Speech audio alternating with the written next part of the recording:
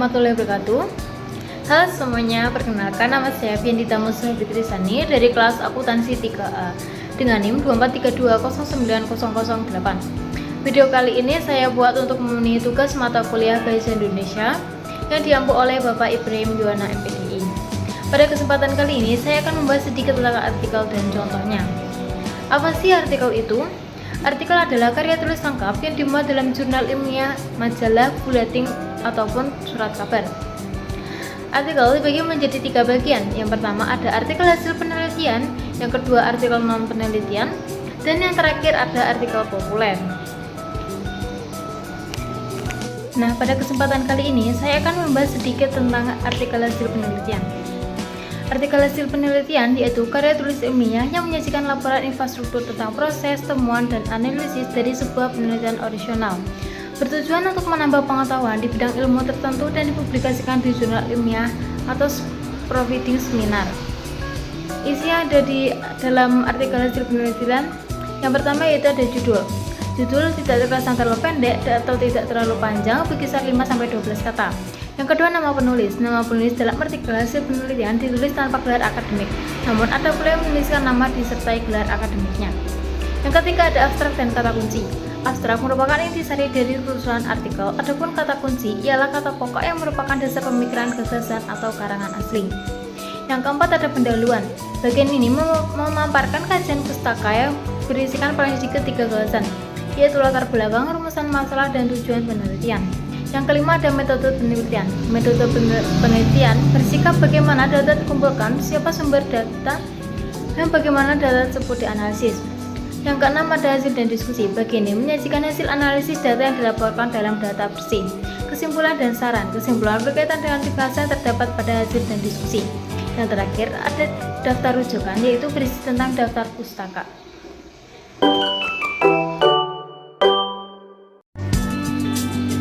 Untuk selanjutnya saya akan mengambil contoh yaitu tentang artikel hasil penelitian yang sudah saya buat dengan judul Pengaruh Media Sosial Terhadap Perilaku Konsumtif Remaja. Setelah ada judul, lalu di bawahnya biasanya terdapat nama penulis, alamat email si penulis tersebut. Selanjutnya kita akan masuk ke bagian abstrak. Media sosial menjadi bagian penting dalam kehidupan remaja dan mempengaruhi berbagai aspek perilaku mereka termasuk pola konsumsi. Penelitian ini bertujuan untuk menjelaskan bagaimana pemaparan media sosial berkontribusi terhadap meningkatnya perilaku konsumsi di kalangan remaja. Pengaruh tersebut muncul melalui peran influencer iklan digital yang teranah, budaya tren yang cepat berubah, serta tekanan sosial dari teman sebaya. Media sosial tak ingin membentuk keinginan membeli berdasarkan kebutuhan, tetapi juga berdasarkan dorongan dan mengikuti gaya hidup populer. Dampak perilaku konsumtif dapat dilihat pada kebiasaan pemborosan, kurangnya pengaturan keuangan, serta muncul berbagai sosial yang tidak sehat. Oleh karena itu, remaja perlu memiliki literasi digital dan mampu mengelola keuangan agar mereka menggunakan media sosial secara bijak. Penelitian ini menegaskan pentingnya kesadaran dan pengendalian diri untuk meminimalkan dampak negatif media sosial terhadap perilaku konsumtif remaja. Kata kuncinya yaitu remaja, tren gaya hidup, dan media sosial. Selanjutnya pada pendahuluan. Yang pertama adalah latar belakang. Perkembangan teknologi digital membawa perubahan besar dalam pola komunikasi dan gaya hidup masyarakat, terutama remaja. Media sosial seperti Instagram, TikTok, dan YouTube menjadi platform yang sangat digunakan untuk. Selanjutnya kita masuk pada bagian pendahuluan. Yang pertama, latar belakang. Perkembangan teknologi digital membawa perubahan besar dalam pola komunikasi dan gaya hidup masyarakat, terutama remaja. Media sosial seperti Instagram, TikTok, dan YouTube menjadi platform yang paling banyak digunakan untuk mencari hiburan, informasi, dan tren terkini. Namun, peningkatan penggunaan media sosial juga menimbulkan fenomena perilaku konsumtif. Perilaku konsumtif merupakan kecenderungan individu membeli barang atau jasa tanpa mempertimbangkan kebutuhan yang sebenarnya, melainkan dorongan atau keinginan mengikuti tren gaya hidup untuk mempengaruhi lingkungan sosial.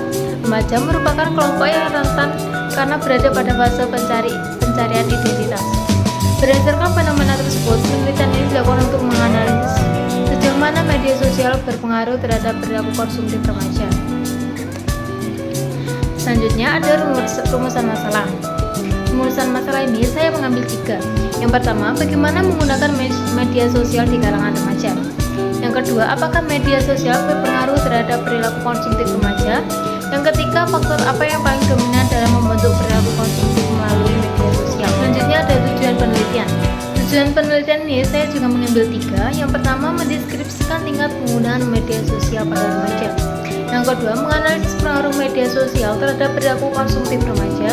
Dan yang terakhir, mengidentifikasi faktor dominan yang memicu perilaku konsumtif melalui media sosial.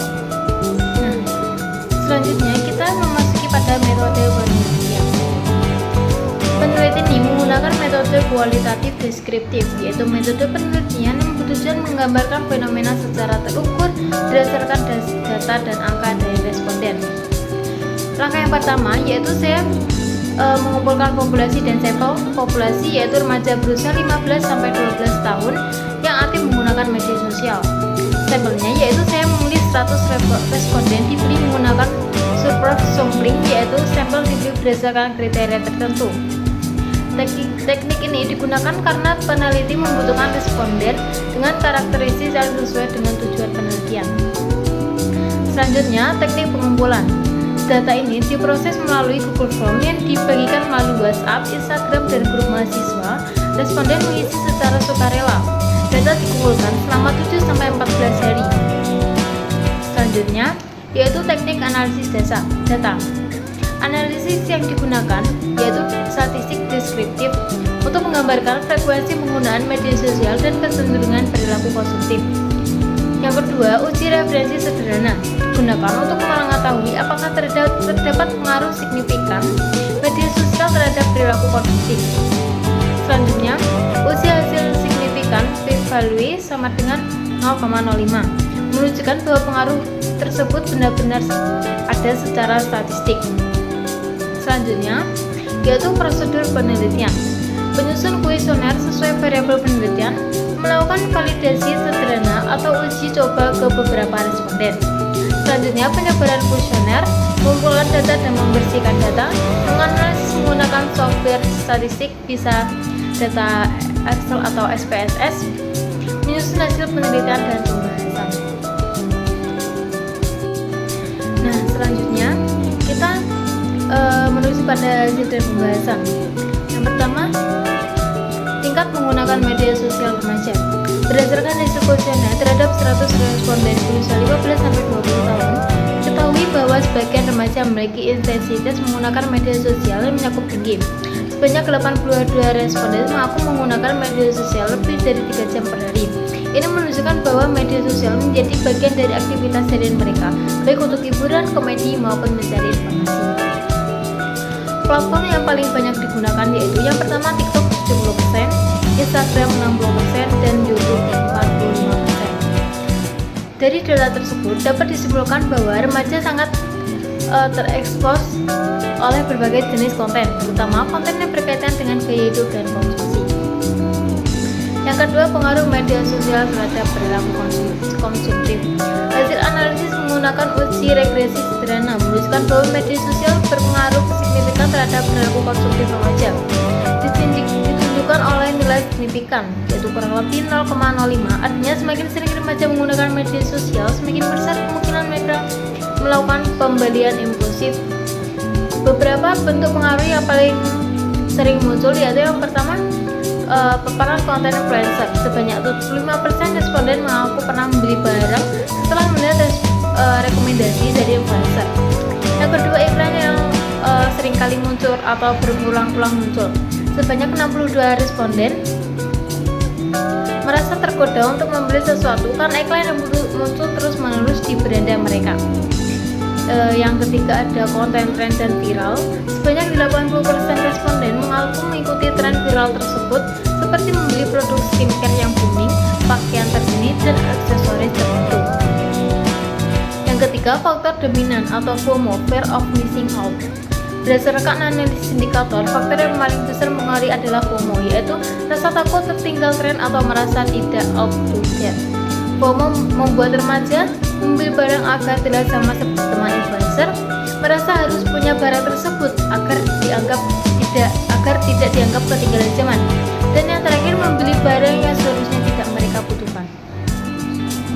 Nah, selanjutnya kita masuk pada bagian kesimpulan.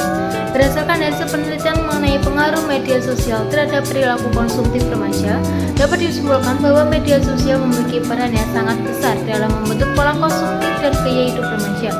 Penggunaan media sosial yang instan terutama pada platform seperti TikTok, Instagram, dan YouTube membuat remaja terpapar pada bagian konten yang terkait dengan produk dan tren gaya hidup serta rekomendasi influencer. Paparan ini sering bertahap secara pandangan mereka terhadap kebutuhan dan keinginan dalam perilaku pembelian. Penelitian menunjukkan bahwa sebagian besar remaja menggunakan media sosial lebih dari 3 jam per hari. Hal ini berarti remaja hampir tidak pernah lepas dari aliran informasi yang ada di media sosial, termasuk konten promosi, iklan, review produk, dan tren viral. Konten tersebut seperti terbukti memberi dorongan emosional ataupun psikologi yang berpotensi menimbulkan perilaku konsumtif. Dengan kata lain, semakin sering remaja menggunakan media sosial, maka semakin besar kemungkinan mereka melakukan pembelian impulsif, yaitu pembelian yang dilakukan tanpa pertimbangan matang dan tidak didasarkan pada kebutuhan sehari-hari. Selain itu, faktor yang sering dominan dalam mempengaruhi perilaku konsumtif remaja adalah faktor FOMO atau fear of missing out. FOMO muncul ketika remaja merasa takut tertinggal tren atau tidak mengikuti apa yang sedang populer di media sosial. Rasa takut tertinggal inilah yang membuat remaja terdorong untuk membeli sesuatu produk. Meskipun mereka tidak benar-benar membutuhkannya, fenomena ini terlihat jelas dan tinggi terhadap angka responden yang mengaku membeli produk hanya karena produk tersebut sedang viral atau dibahas oleh beberapa influencer. Nah, lalu yang terakhir ada daftar pustaka.